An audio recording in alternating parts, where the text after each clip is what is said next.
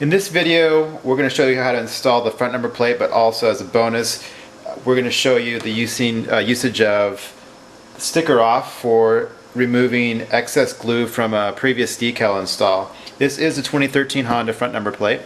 It has some residue from previous test fits when we were doing the templates for this. As you can see, there's glue on it. You can see the napkin stick into it pretty well. So it's a perfect opportunity to showcase the sticker off solution.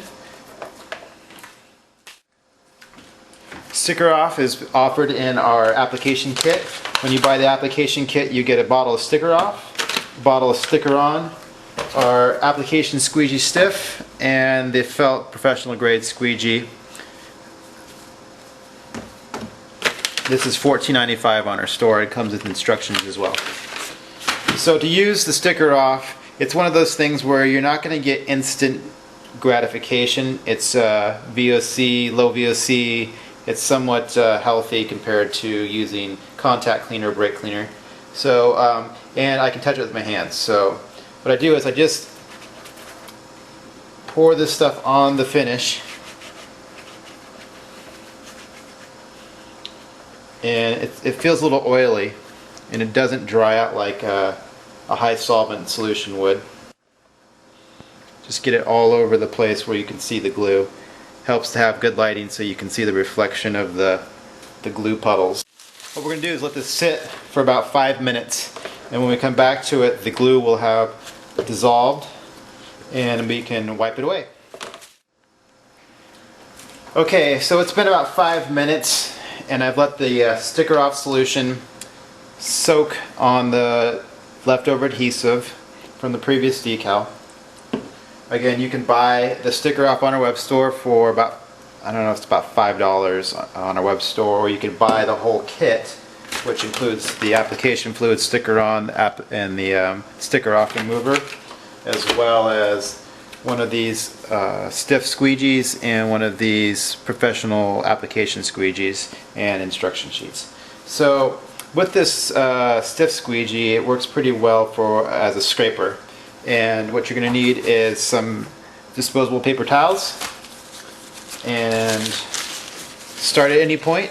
I just use my fingers to hold it stiff and just scrape away. It's a lot easier than rubbing for hours on end. Don't wear your best clothes doing this either, because it is messy. I'm just scraping away the glue and then wiping it free with this towel. And after I get the majority of this up, I'm going to go ahead and just squirt it with some Windex to get rid of the residue, and then follow up with some solvent to finish off any leftover stuff that I may not have covered all the way, or it's just being stubborn.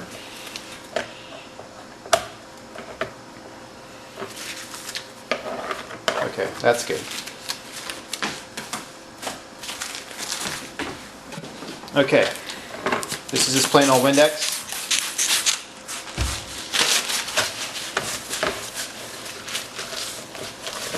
Okay, the majority of the glue and the sticker off is gone. Now I'm going to use the Maxima contact cleaner. This smells pretty good, but I'm sure it's not good for you. Spray it down, wipe it back off. Okay, that's pretty clean. One last time with the Windex to get rid of any excess oil from the sticker off and brake cleaner.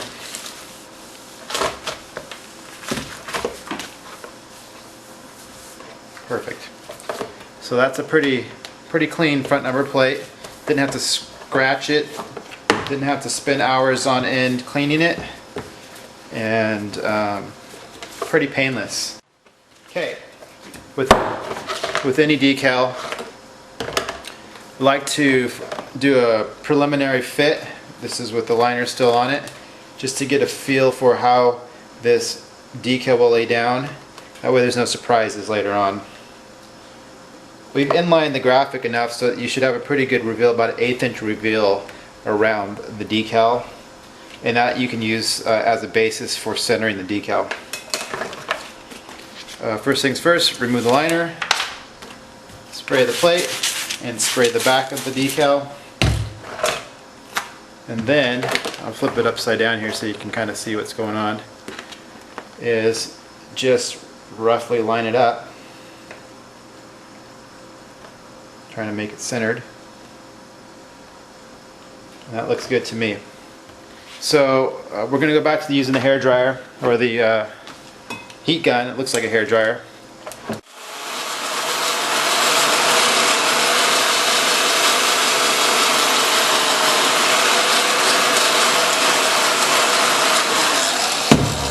Alright, so I start with almost every plate. I start in the dead center and move either up or down, doesn't matter, pressing firmly. Then I overlap where I started and go all the way up to the other end. So you should have this nice little center section here that's flat and bubble free. Now I work perpendicular to that at a right angle from this flat spot.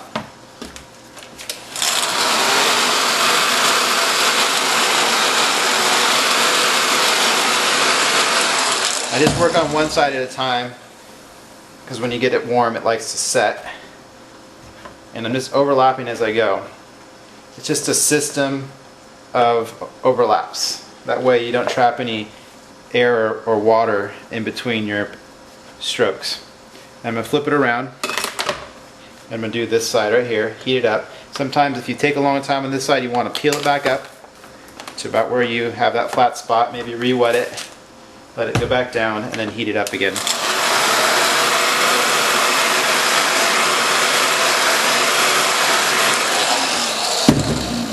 Again, I'm going to start where I first started, so I got this nice flat spot, perpendicular, all the way to the edge, overlapping as I go.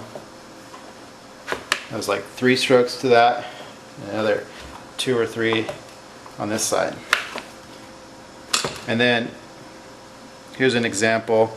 Sometimes, let's see if I can get the light to hit it right. There we go, right there. Right there is a bubble. So somehow I managed to trap it. It might be because my squeegee is not exactly flat. But anyhow, I'm going to go pick this up and bring it past the bubble, respray it, reheat it, and do it again.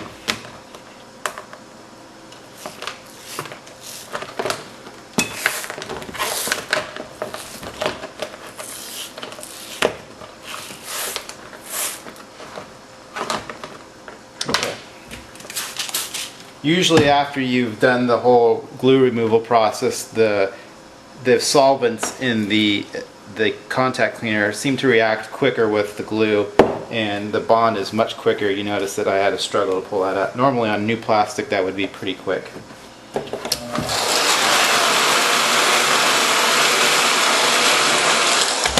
If you don't have a felt squeegee like this, here's another trick: is you put the liner back over it, glossy side up, and just do this.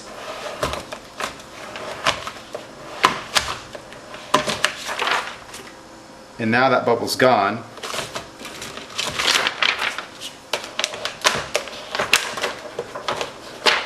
The liner allows you to press firmly against the decal without scratching the surface. It's a little tricky to get used to doing it because it wants to slide so fast. With this you get more of a positive feedback because it drags on the decal. But anyhow, now we've got these little ears here that we need to deal with. So they're still wet. You could squirt it again. I'm going to heat them up, and here's a trick: is to use a paper towel. Just fold it or crinkle it, doesn't matter. Get it wet, and then we're going to reheat this area, and I'm going to use your fingers as a squeegee.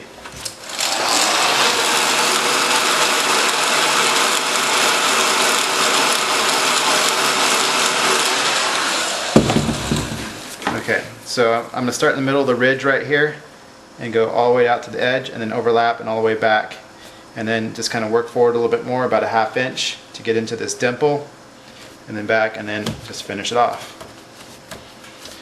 Your fingers make great squeegees, but you want it wet so it slides easily and you can feel what's going on underneath your fingers.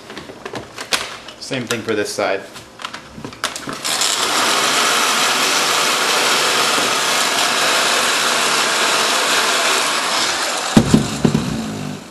You just don't want to get too hot so that it will pull. You don't want to wrinkle it up on itself. If it's too soft, it's going to be like a wet piece of paper and just fold. Okay. So that looks pretty good. You can see it through the shadows and the highlights that are being displayed here that there's no bubbles and that it's all flat and even, just like the contour of the plastic. So with every plastic finish, I go ahead and use the heat around the entire perimeter, because sometimes you get little whips, some little lifting areas. And this one, it's pretty well sealed, but just for practice, we'll go ahead and go around the plate.